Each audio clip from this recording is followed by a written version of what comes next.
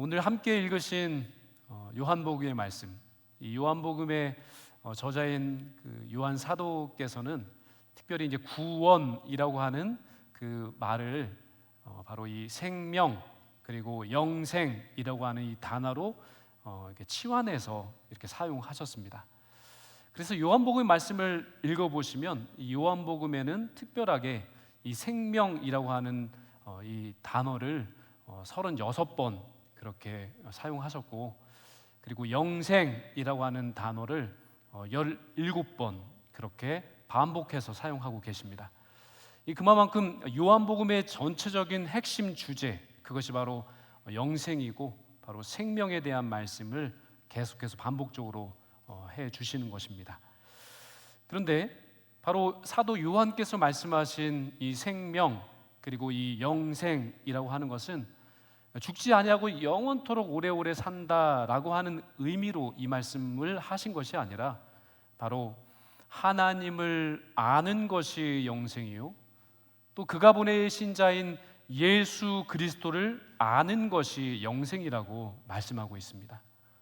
이 영생에 대한 그리고 생명에 대한 여러 정의가 가능하겠지만, 특별히 요한복음은 바로 영생이 하나님을 알고 예수 그리스도를 아는 삶이 영생의 삶이라고 분명히 말씀하고 계십니다.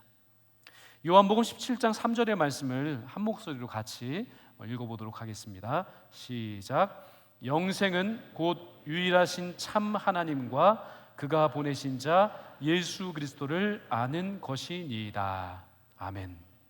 그렇습니다. 영생은 바로 하나님을 알아가는 삶이 영생이에요.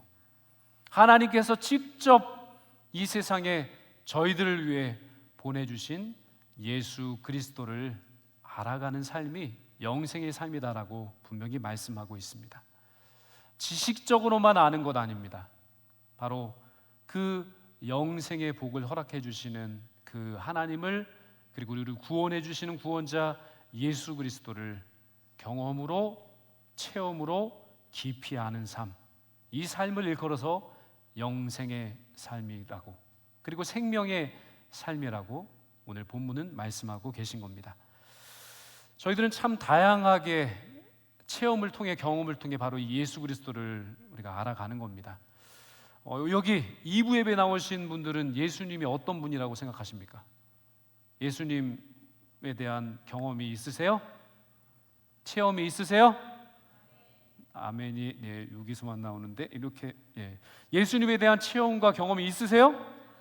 네, 우리 각자에게는 바로 그 하나님에 대한 체험, 예수 그리스도에 대한 체험과 그 경험이 모두에게 다 있습니다. 그리고 그 표현 방식은 다 다를 수 있는데, 참으로 감사한 것은 예수님께서 직접 이 요한복음 말씀에 보시면 나는 어떠한 자이다 라고 그 예수님 자신을 표현해 주신 말씀이 특별히 요한복음에는 기록되어 있다는 겁니다. 이 사복음서 중에서 요한복음만이 유일하게 예수님께서 그분 자신이 나는 누구다라고 하시는 자기 칭호를 7가지나 밝히고 계신다는 겁니다. 오늘 말씀인 요한복음 6장에는 예수님께서 나는 생명의 떡이다라고 말씀하셨습니다. 그리고 요한복음 9장에 보시면 나는 세상의 빛이다라고 말씀하셨습니다. 요한복음 10장에 보면 나는 양의 문이다, 나는 선한 목자다라고 말씀하셨고, 요한복음 11장 말씀에 보시면 나는 부활이요 생명이다 라고 말씀하셨습니다. 요한복음 14장에 보시면 나는 길이요 진리요 생명이다 라고 말씀하셨고요. 그리고 마지막 7번째로 요한복음 15장 말씀에 보시면 나는 찬 포도나무다 라고 그분 자신을 그렇게 표현하고 선언하고 계신 겁니다. 오늘 특별히 요한복음 6장 말씀은 바로 예수님 그분 자신을 예수님은 생명의 떡이라고 말씀하고 계신데요, 우리가 앞으로의 또 한 주 한 주의 삶을 통해서 그렇게 예수 그리스도께서 7가지로 표현하신 예수님에 대해서 깊이 알아갈 수 있는 그런 귀한 시간이 되기를 간절히 소망합니다. 한 어린이가 공원에서 비둘기에게 그 빵을 뜯어서 이렇게 던져줬습니다. 공원에 가셔가지고 그 XX 깡 그거나 아니면 빵 같은 거 던져줘 본 적 있으세요? 어떠세요?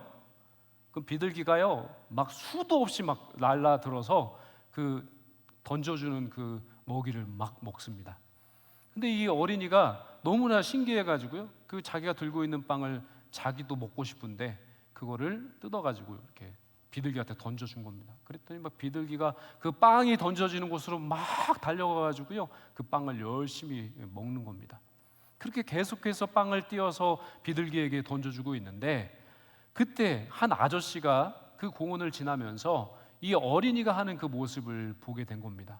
근데 아저씨가 그냥 지나가면 좋잖아요. 그런데 갑자기 화를 내시면서 이 어린이에게 이렇게 이야기하는 겁니다. 얘야, 저 멀리 아프리카에는 그 빵을 못 먹어서 죽어가는 어린이들이 얼마나 많은데 너는 그 빵을 떼어서 왜 비둘기에게 던져주고 있는 것이니? 라고 화를 내듯이 그렇게 이야기를 했습니다. 그랬더니 이 어린이가 태연하게 계속해서 비둘기에게 그 빵을 떼어서 던져주면서 그 화를 내고 있는 아저씨에게 이렇게 이야기했습니다. 아저씨, 저는 거기까지 멀리 빵을 던질 수가 없거든요 라고 하면서 계속해서 비둘기에게 그렇게 빵을 떼어서 던져주게 되었습니다. 저희들이 이 세상을 살아가고 있습니다. 모두가 함께 먹고 모두가 함께 그렇게 식량에 대한 걱정을 하지 않고 살아가고 있습니다만은 그러나 실제로 우리들이 살아가고 있는 이 전 세계의 통계를 보면요 우리들이 먹을거리에 대한 걱정을 하고 그것 때문에 밤잠을 이루지 못하는 사람들이 세상에는 존재한다라고 하는 겁니다. 실제로 한국농촌경제연구원의 보고에 따르면요 작년 한 해 동안에 세계 곡물 생산이 얼마만큼 되는가를 조사해 봤더니 29억 1천만 톤이 생산이 됐답니다. 느낌이 안 오시는 거죠, 그렇죠? 그러니까 많은 양이 생산이 된 겁니다. 그런데 반대로 그 곡물을 소비하는 전 세계의 소비량을 따져봤더니 그 곡물은 29억 1천만 톤이었는데 소비량은 29억 8천만 톤이 됐다는 겁니다. 부족해요? 차고도 넘쳐요. 부족한 겁니다. 7천만 톤, 8천만 톤이나 되는 이 식량이 실제적으로 이 지구상에 이 곡물로만 따졌을 때 부족하다는 겁니다.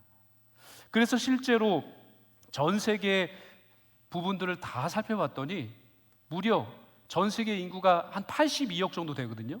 그런데 이 전 세계 인구 중에서 무려 6억 7,300만 명이나 되는 사람들이 식사를 할 수 없어서 빵을 먹을 수 없어서 굶주리고 있는 사람들이 그만큼 있다고 하는 겁니다. 우리들은 잘 먹고 잘 살고 있는 것처럼 느껴지지만 전 세계의 인구의 대략 10%의 사람들은 자신의 경제적인 상황, 그 나라의 경제적인 형편 때문에 먹고 사는 문제가 해결되지 않아서 절대 빈곤 상태에 있는 사람들이 6억 7,300만 명이나 된다는 겁니다.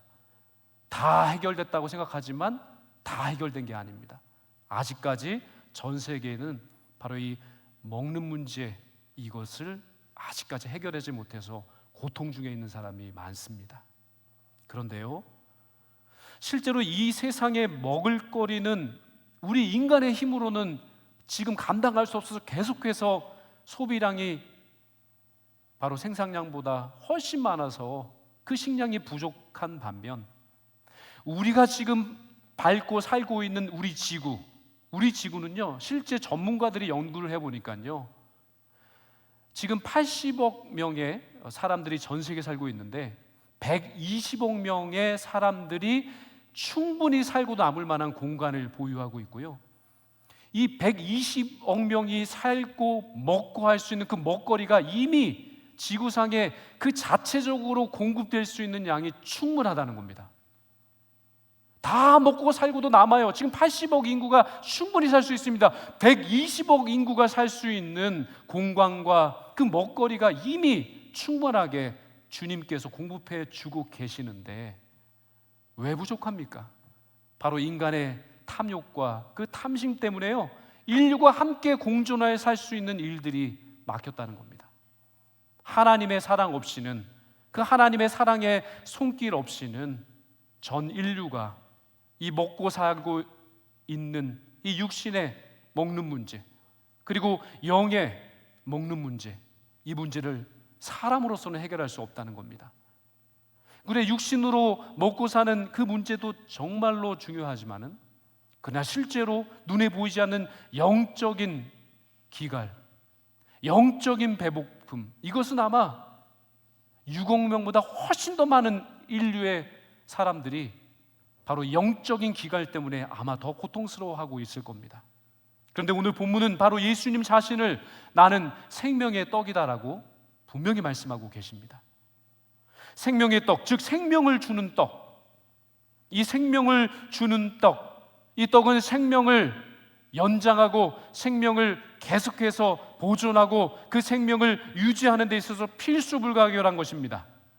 그래서 구약 성경의 말씀을 읽어보니까요, 성경에도 바로 이 떡에 대한 말씀을 주시는데, 그 떡은 바로 성경을 말씀하고 계십니다. 아모스 8장 11절에서 12절의 말씀을 우리 한번 같이 한 목소리로 읽어보도록 하겠습니다. 시작. 여호와의 말씀이니라. 보라, 날이 이를지라. 내가 기근을 땅에 보내리니 양식이 없어 주림이 아니며 물이 없어 가람이 아니요 여호와의 말씀을 듣지 못한 기갈이라. 사람이 이 바다에서 저 바다까지, 북쪽에서 동쪽까지 비틀거리며 여호와의 말씀을 구하려고 돌아다녀도 얻지 못하리니. 아멘.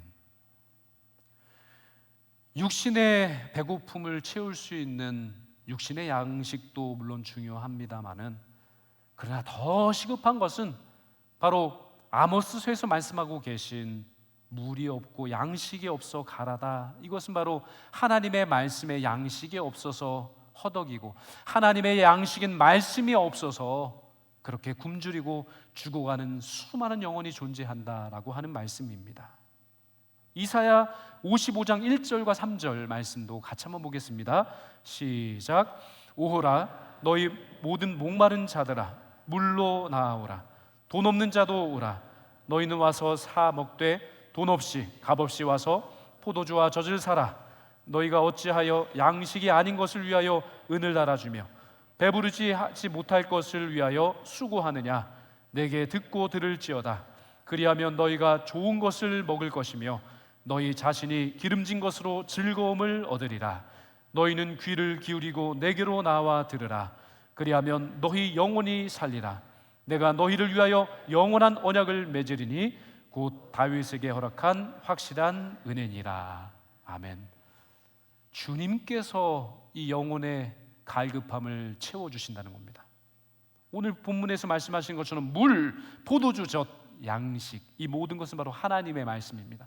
하나님의 말씀이 없어서 허덕입니다. 하나님의 말씀이 없어서 그렇게 죽어간다라고 말씀합니다. 그러나 이 하나님의 말씀을 받고 이 하나님의 말씀을 따르고 이 하나님의 말씀을 영의 양식으로 삼고 듣고 살아가면 우리 영원히 살게 될 것이다 라고 말씀합니다. 영원히 살려면 바로 하나님의 말씀을 우리 속에 체화하여야 하는 겁니다. 참 놀라운 것은 그 말씀이 우리에게 무엇보다도 필요한 것을 아시는 우리 주님께서는 우리에게 다가와 주셨다는 겁니다. 말씀이 되셔서, 그 말씀이 육신이 되셔서 우리에게 찾아오셨다라고 말씀합니다. 요한복음 1장 14절의 말씀을 같이 읽겠습니다. 시작. 말씀이 육신이 되어 우리 가운데 거하심에 우리가 그의 영광을 보니 아버지의 독생자의 영광이요 은혜와 진리가 충만하더라. 아멘. 말씀이신 예수 그리스도께서 친히 그냥 저희들을 내버려 두신 것이 아니라 저희들을 살리시기 위해서, 저희들을 먹이시기 위해서, 저희들을 해갈하시기 위해서 우리들에게 친히 그 육신의 몸을 입고 말씀이신 그 주님께서 찾아와 주셨다라고 말씀하십니다. 그러면서 말씀합니다. 나는 생명의 떡이다, 나는 생명의 말씀이다라고 하면서 그분 자신을 저희 모두에게 소개하고 계신 겁니다. 왜 예수님께서 수많은 표현들이 있으신데 그 중에서 자신을 표현하는 말로 떡을 선택하실 것일까요? 그것은 바로 생명의 연장을 위해서, 우리 애가 육신의 건강을 이어가기 위해서는 떡과 양식이 필요한 것처럼 영적으로 죽지 않고 영적으로 건강하게 살기 위해서는 바로 하나님의 양식, 영의 양식인 말씀이 필요하기 때문에 우리 주님께서는 그분 자신을 바로 생명의 말씀, 바로 성경 말씀으로, 떡으로 표현해 주신 겁니다. 이 하나님의 말씀, 우리들에게 주신 성경 말씀을 읽고 배우고 연구하는 것으로 그치는 것이 아니라 오늘 말씀해 보시면 이것이 마치 우리들의 육신의 양식처럼 그것을 먹고 그리고 소화시켜서 그것이 우리의 뼈와 피와 살로 흡수되어 그것이 에너지가 되어서 그렇게 살아가라, 흡수할 뿐만 아니라 그렇게 힘으로 살아가라 라고 말씀하고 계신 겁니다. 그 말씀을 온전히 우리의 심령 가운데 흡수하여 그것이 우리의 삶을 살아낼 수 있는 힘과 에너지가 되어질 때 우리가 진정 그 하나님의 말씀으로 말미암는 새 힘을 얻어 하나님을 찬양하게 되는 겁니다. 하나님께 예배하는 예배자로 서게 되는 겁니다. 하나님께서 부탁하신 그 선교와 전도의 열정을 가지고 세상으로 나갈 수 있게 되는 겁니다. 우리 주변에 있는 눈물겨워하고 있는 분들, 고통 가운데 있는 분들, 쓰러져 넘어져 있는 분들, 그분들 한 분 한 분들에게 찾아가서 그들에게 손을 내밀어 그들을 일으켜 세우라고, 우리들에게 그 사랑을 실천하라고, 가만히 앉아만 있지 말고 그 성령의 능력으로 말미암아 주신 그 말씀을 우리의 심령 가운데 체화하였다면 그것을 끄집어 내어서 그 힘으로, 그 용기로, 그 담대함으로 하나님 맡겨주신 그 사랑을 주님 사랑하는데, 그리고 사람을 사랑하는데 마음껏 실천하고 펼쳐가라, 우리 주님께서 말씀하고 계신 겁니다. 저희들이 떡과 양식을 먹으면 입과 식도와 위와 장을 거쳐서 그렇게 떡과 양식이 잘 소화가 되는 것처럼 저희들이 하나님의 말씀, 성경 말씀을 마치 소화시키는 것처럼 하나님의 말씀이 너무 좋습니다 라고 하며 읽고 묵상하고 쓰고 그것을 암송하게 될 때 그 말씀이 저희들의 영의 양식이 되어서 그렇게 우리가 눈으로 보고 그리고 마음으로 열고 그리고 우리가 중심으로 그 하나님의 말씀을 받아들여 그 말씀이 우리의 중심으로 체화되게 될 때 그것이 우리의 영혼에 있어서 뼈와 살과 피로 스며들어서 이제는 주님의 영광을 드러낼 수 있는 하나님의 사람으로서 그렇게 살아갈 수 있는 힘과 용기와 생기를 불러줄 줄로 믿습니다. 우리로서는 할 수 없습니다. 참으로 부족합니다. 연약합니다. 주저앉을 수밖에 없습니다. 그러나 생명의 떡이신 그 주님께서 말씀으로 저희들의 심령 가운데 임하셔서 함께 하시게 된다면 놀라운 역사가 우리의 삶의 자리 가운데 나타나게 될 줄로 믿습니다. 또한 오늘 본문 말씀을 보시면요, 이 생명의 떡은 바로 예수님의 살이요 예수님의 몸이라고 표현하고 계십니다. 마태복음 26장 26절에 보시면 이렇게 말씀합니다. 그들이 떡을 먹을 때 예수께서 떡을 가지사 축복하시고 떼어 제자들에게 주시며 이르시되 받아서 먹으라, 이것은 내 몸이니라 하시고, 예수님께서 바로 십자가를 지시기 전 바로 유월절 그때 제자들과 함께 식사를 나누셨습니다. 그때 예수님께서는 손수 떡을 떼셔서 축사하신 후에 제자 한 사람 한 사람들의 눈을 바라보면서 그렇게 말씀하셨습니다. 받아 먹어라, 이것은 내 몸이다, 이것은 내 살이다 라고 하시면서 제자들 한 사람 한 사람에게 바로 그 떡을 떼어 주셨습니다. 생명의 떡이신 예수 그리스도께서 자신을 실물 떡으로 표현하시면서 제자들에게 받아 먹으라, 이것은 나의 몸이다, 이것은 나의 살이라 라고 말씀하시면서 그 생명의 말씀이 마치 우리의 육신의 양식인 것처럼 표현하면서 바로 그 떡을, 그 살을 받아 먹으라 라고 말씀하고 계신 겁니다. 이 생명의 양식인 그 주님의 살을, 주님의 몸을 받아 먹게 될 때 그 말씀이 우리의 심령 가운데 체화되어서 주님께서 우리와 함께 하시고 내가 주님 안에 함께 동행하며 함께 주님과 살아가는 그 주님과의 동행의 삶이 진짜 시작되게 되는 겁니다. 말씀을 통해 예수님을 확실하게 믿고 따르는 제자들에게 나를 먹는 사람, 그리고 나를 영접하는 사람은 내가 그리로 들어가고 그와 더불어 먹고 그와 영원토록 함께 할 것이다 라고 말씀해 주신 것입니다. 비록 예수님은 십자가에서 죽으시고 다시 살아나셨으며 승천하셔서 제자들과 함께 계시지 않지만은 이 성만찬시에 예수님께서 하신 말씀대로 그 마음으로 그 모든 것을 믿고 주님을 영접한 사람, 그 살을 먹고 그리고 영원토록 함께 계신다는 그 약속을 믿고 그 말씀을 중심으로 받아들인 사람, 그 제자비로서 그 말씀을 통해 주님을 영접한 사람은 예수님과 더 이상 동떨어진 다른 인생이 아니라 주님과 함께 동행하는 영원한 삶이 시작된다라고 말씀하셨습니다. 영원히 함께 하시겠다라고 하신 그 약속이 완벽하게 이루어지는 순간입니다. 사람이 만든 떡은 배고플 때마다 그때마다 찾아서 먹어야 합니다. 그러나 영생하도록 주시는 생명의 떡이신 예수 그리스도, 영생하도록 우리의 삶을, 우리의 중심을, 그리고 우리의 영혼을 살리시는 생명의 말씀이신 그 예수 그리스도, 그 예수 그리스도를 먹고 마시는 사람은 영원토록 목마르지 않고 영원토록 배고프지 아니하도록 주님께서 우리의 영을 살찌우게 하시고 우리의 영을 강건하게 세워주시는 은혜를 베풀어 주신다 말씀하셨습니다. 예수 그리스도를 먹고 그 말씀이신 주님을 영접한 사람, 영원토록 목마르지 않도록 채워주시고 영원토록 배고프지 아니하도록 그 영의 모든 것들을 주님께서 책임져 주시고 은혜를 베풀어 주신다 약속해 주셨습니다. 실로 예수님의 살을 먹은 사람, 실로 예수님의 그 몸을 받아 먹은 사람이 있습니다. 그가 바로 오늘 요한복음을 기록한 사도 요한이십니다.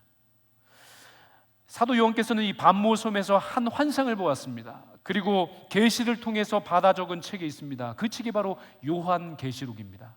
이 요한계시록 10장 9절에서 10절 말씀에 이렇게 기록되어 있습니다. 요한계시록 10장 9절과 10절의 말씀을 같이 읽겠습니다. 시작. 내가 천사에게 나아가 작은 두루마리를 달라 한즉 천사가 이르되 갖다 먹어버리라.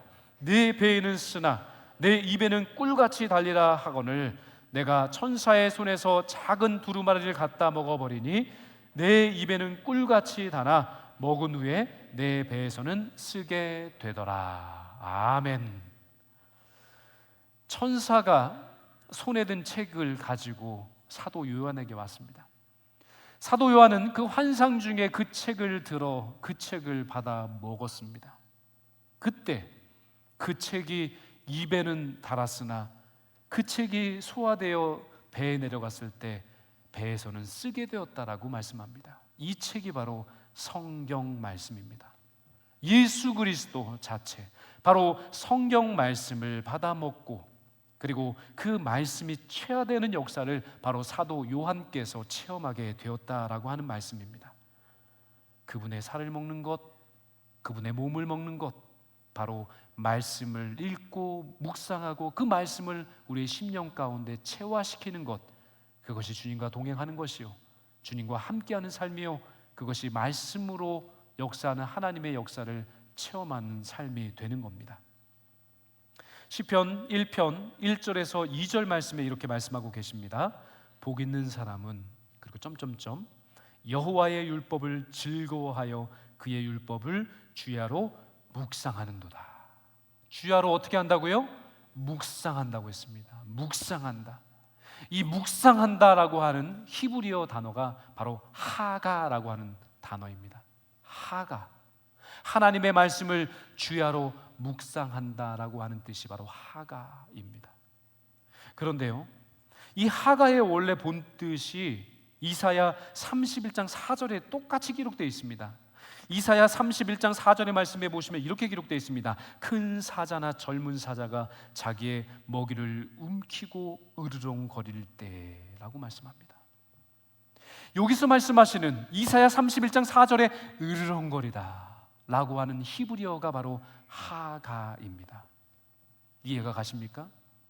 주야로 묵상하는도다 하가, 으르렁거리다 그 말씀도 하가, 이것이 어떻게 매칭이 된다고 보십니까?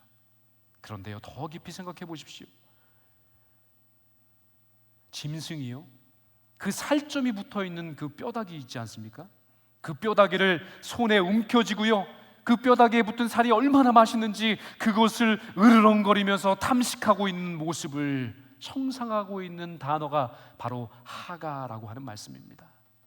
하나님의 말씀을 주야로 묵상하는 것이 얼마나 귀하고 달고 오묘하고, 그것이 얼마나 기쁜지, 그것이 얼마나 우리의 영혼을 채우고 우리의 영혼을 정말 만족하게 하는지, 으르렁거리면서 마치 짐승이 그 뼈다귀에 붙어있는 살점을 먹기 위해서 으르렁거리며 탐식하고 있는 그 모습이 바로 여호와의 말씀을 주야로 묵상하는도다 라고 하는 단어와 같은 단어라고 하는 말씀입니다.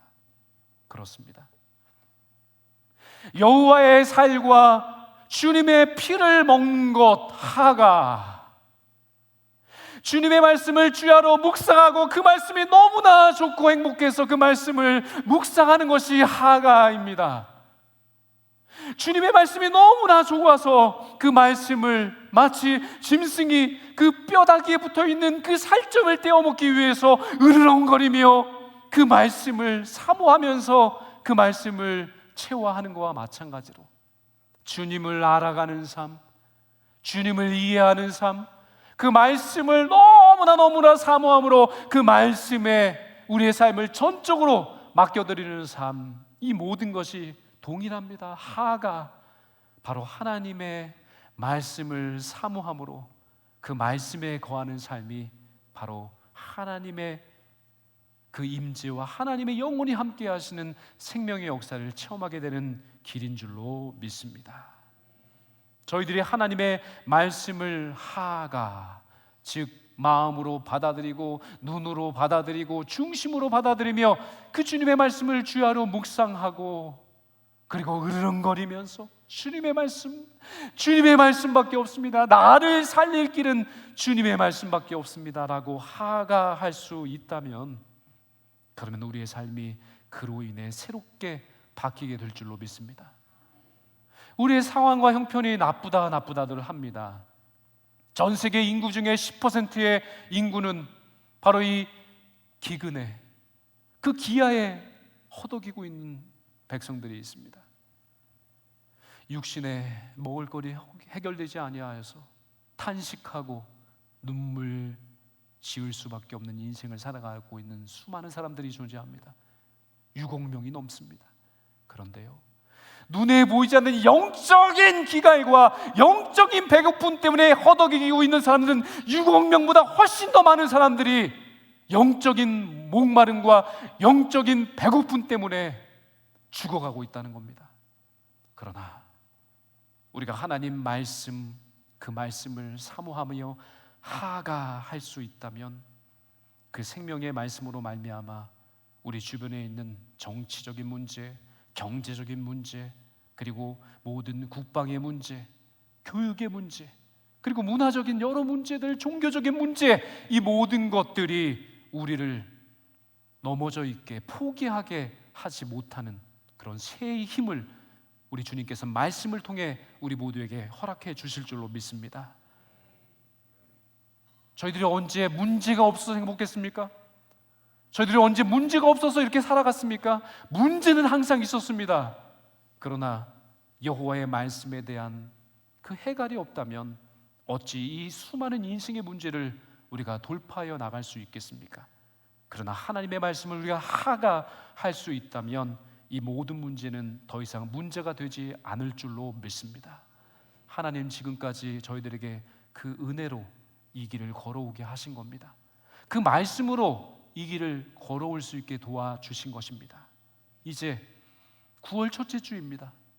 2025년도를 살아가고 그리고 앞으로 살아갈 저희 모두에게 하나님 다시금 당부하십니다.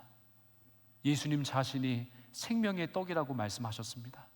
살기 원하신다면, 영생의 역사를 이루어 가시기를 원하신다면, 진짜 주님 안에서 진정한 기쁨과 행복을 우리의 상황과 형편과 그 여러 인생의 문제보다도 크신 하나님께 그 모든 것을 맡겨드리고 말씀의 사람으로 하가하며 살아갈 수 있다면 그 모든 인생의 문제는 더 이상 문제가 되지 않을 줄로 믿습니다. 영원토록 샘솟는 하나님의 말씀의 은혜를 우리 주님께서는 우리의 심령 가운데 올해 마지막 12월까지 그 인생의 경주를 달려가실 때까지 우리 주님께서 그 말씀을 통해 우리 심령 가운데 샘솟는 그 말씀의 샘을 마음껏 베풀어 주실 줄로 믿습니다. 그 말씀을 통해 우리의 영혼을 살리시고 그 말씀을 통해 우리의 영혼을 위로하시고 그 말씀을 통해 다시금 생명의 삶을 살 수 있게 하시는 주님의 영생의 역사가 우리의 삶의 자리 가운데 나타나게 될 줄로 믿습니다. 이제 진짜 포기할 때가 아닙니다. 이제 진짜 주님을 붙잡아야 할 때입니다. 생명의 양식이신, 생명의 떡이신 예수 그리스도, 말씀으로 오신 그 예수 그리스도, 그분을 날마다 붙잡고 그 말씀을 묵상하고 그 말씀을 체화시키심으로 주님을 알고 주님을 믿고 그리하여 영생에 충만한 삶, 그리고 우리의 삶을 책임져 주시고 지켜주시며 이끌어 주시는 그 놀라운 참 행복의 삶을 주님과 함께 그렇게 이루어 가시는 그런 주님의 백성들이 다 되시기를 주님의 이름으로 축원드립니다.